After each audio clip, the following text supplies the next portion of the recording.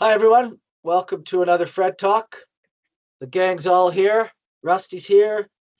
We're all ready to roll. And today's topic is going to be starting out a semester, a class, a quarter, a workshop, a meeting with a bunch of people you've never met, and getting to know their names right away. And what a difference that makes in the way the rest of whatever you're doing will occur.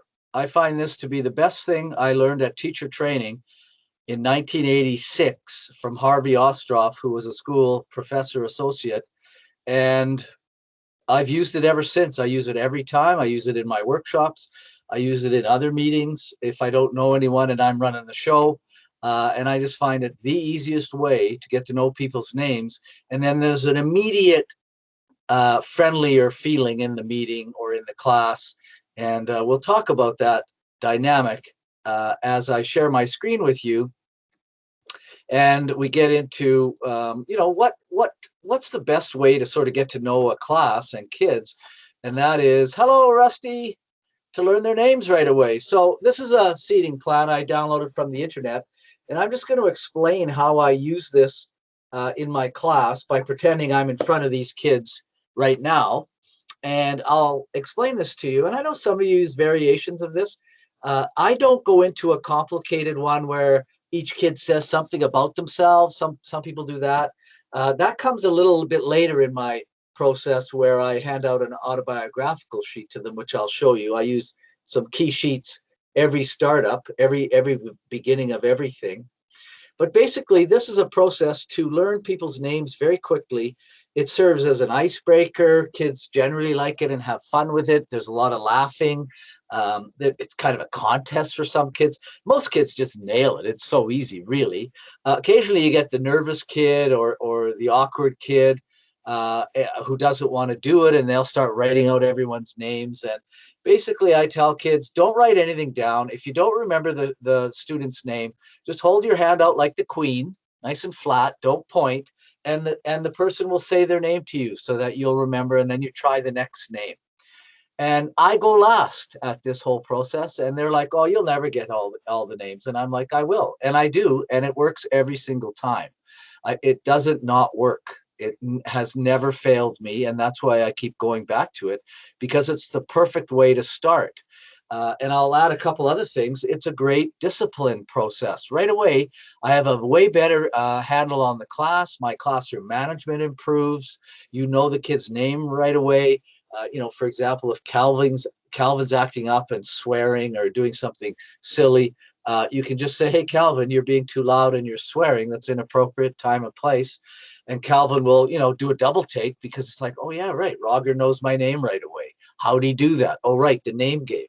And attendance is way easier. I don't have to worry about attendance until after the kids leave the class, because I look around and I start right away. And then after class is over, I sit down and I do my attendance.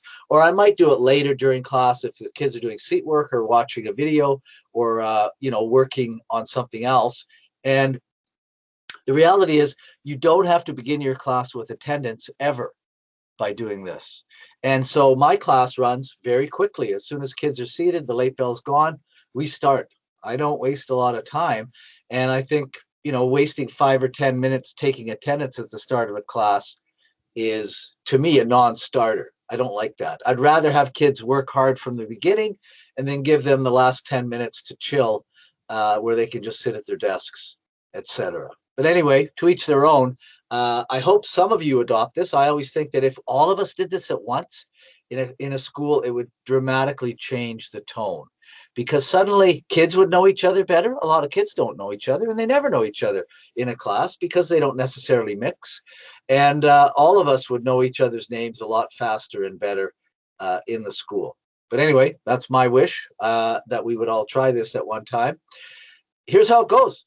So we'll start with Karen.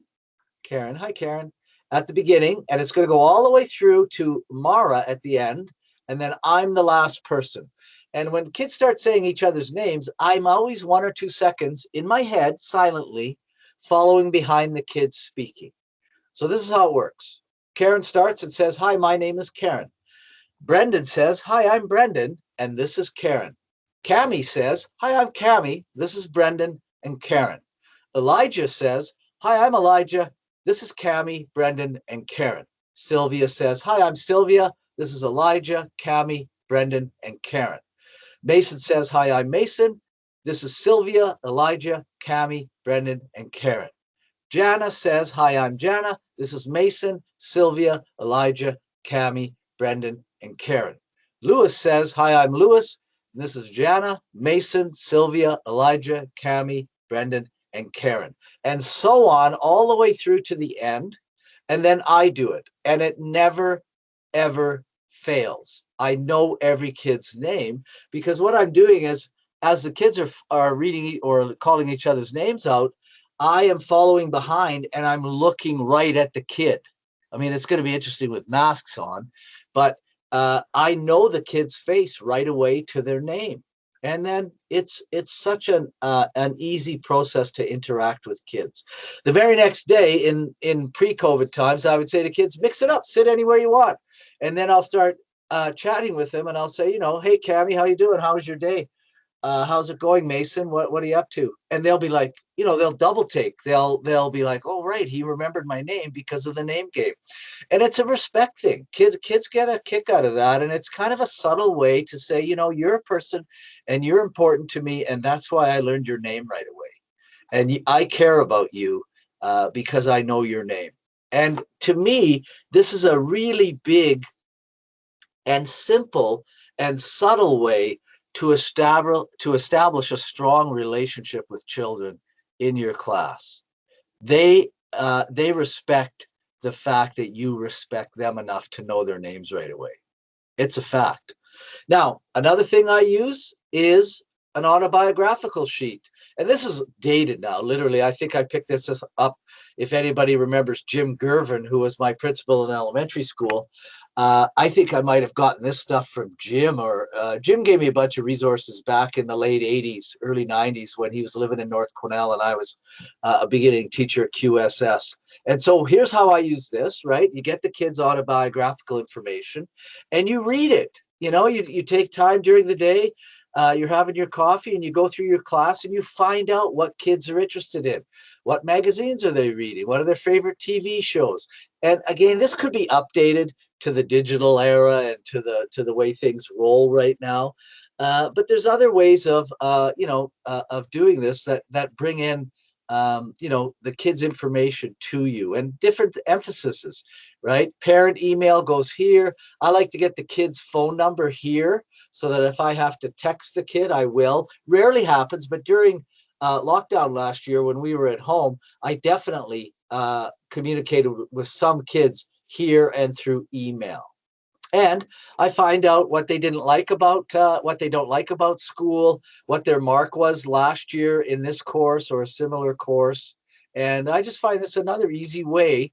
A kid might say, oh, I'm working at Tim Hortons. And I'll say to that kid the next day, so Sheila, you tell, how's Tim Hortons going? What's it like during the COVID? And it's just another relationship building process that I enjoy getting to know the kids. Now, another thing I use on the back of that sheet is the parent name and phone number go down. So this is a very good discipline tracking sheet. So the kid's name, the kid will put his parent's name here or her name and the parent's text number. I want to be able to phone the parent right away. And I want to look it up on my ed. I will if I have to. But if I have discipline issues, last year I had a kind of a tough law class at the beginning. I had 4 hockey boys who were being kind of stupid and silly and ridiculous. And so I had to phone their parents twice. And, in a grade 12 course, that's not very common, but I did, and it made a world of difference. And every time I make a call, I write down the date the call's made, to whom it's made, and why. And so I have a track record of disciplining kids in my class. Once in a while, I might phone home for a kid who's getting a straight A or doing really well, but rarely. More often than not, this is my discipline tracking sheet, and it's on the back of the autobiographical sheet. Kids fill this out for me. I collect it and put it in my class binder, and I refer to this a lot. It's very useful. Another sheet I use, I mentioned already in my assessment for learning video, and that is the Kathleen Gregory 6 Big Ideas for assessment for learning. I show the kids this. I go over this. I say, kids, every day from me, you're going to get this system. I'm going to tell you our learning intentions, what we're expected to learn, why, what I'm teaching you, and why. And I might refer to curriculum. I might refer to other documents. I'll help develop criteria with them, and I'll make sure they know the criteria. I'll give them descriptive feedback on things that we're working on, they're working on. I'll ask important questions, either big idea questions or hinge questions, which are basically seeking understanding. Can I move on now? I want to see evidence of learning, so I'll ask a hinge question. Did everybody understand, what are the 5 main things in the Treaty of Versailles, for example? And if kids know 5, generally you can move on, that kind of question. And then self and peer assessment, which I stress, and I'll say to them right up front, you kids have to self-assess in this class, and you have to self and peer assess. You have to assess other students if they're working in groups with you. And then you are going to own your work. We are going to talk about projects together, and we are going to allow you some freedom in making up your own project ideas and own work ideas. And by using this system, and I mentioned this in the Assessment for Learning video, I find that engagement, since I implemented this in about 2009, engagement in my classroom is way up. I would say by 50%. Another thing I use are the core competencies. This is an older sheet, but I'm still using it. I just jab in the collaboration one. But I talk to kids up front, and as I've already explained in the core competencies video, they get these documents up front. And we start talking about their core competencies and their responses right away. And I already have my history one built and ready to hand out, and they're going to respond to that, and I'm going to read it, make a copy of it, and keep it in my binder along with the autobiographical sheet. So I have an understanding of where the kids are at. Why are they in this history class? Why do you want to study history? Why do you think history is important? How do you think it's going to affect your personal social responsibility as a citizen? Do you know the big 6 historical concepts, which are the key to the curriculum in social studies now? Those types of questions will get us a good start in the class. And that's about it. There isn't much more to that as an introduction to the name game and to the beginning of my class. Every semester, every quarter, every time, everywhere, this works. Please try it. I encourage you to get to know your kids right away. It makes classroom discipline much easier, among other things. If you want me to come in and personally show you how this rolls, I can do that too. Don't mind at all. It's a lot of fun. Thanks very much for listening. And in the next video, I'll be looking at Indigenous principles of learning. And it's not an easy process. And so we're going to talk about that. Easier for some courses than others. Anyway, thanks again for listening. Take care. And I hope you have a great start to the 4th quarter. And who knows, right, where we're going to be by the end of May. Anyway, take care. And thanks for listening.